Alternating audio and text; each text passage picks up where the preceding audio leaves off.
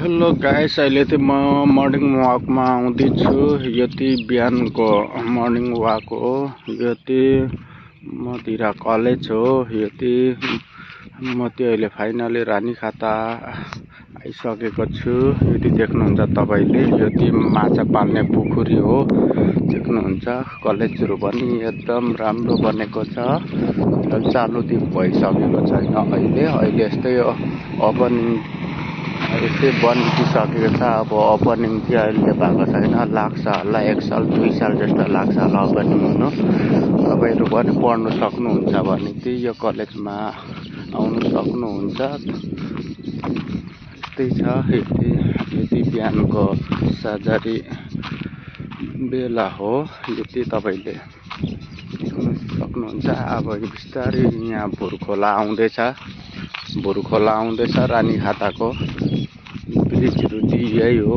यो चाहिँ म जाँदैछु, तपाईले मेरो भिडियोमा देखाउँदैछु भ्लगमा। देख्नुहुन्छ यस्तै छ।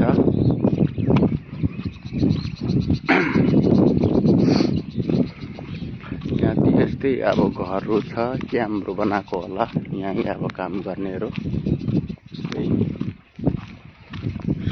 यता चाहिँ तपाईले देख्न सक्नुहुन्छ रानीखाताको टावरहरु। यस्तै छ।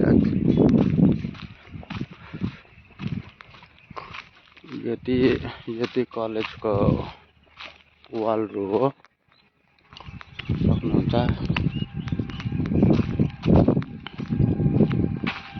देख्नु हुँदैछ, यो आउँदैछ भुरखोला।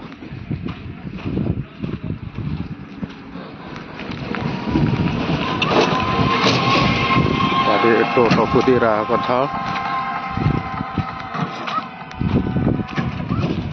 यता भुरखोला यो पनि।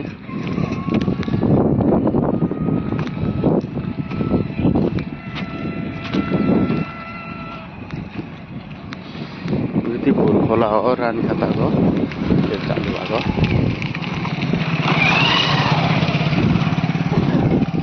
यति ब्रिज हो, रानीखाताको ब्रिज। पहिले म आउँदा त बनेको थिएन, अहिले चाहिँ सबै बनेछ, अलि डेभलप भएछ।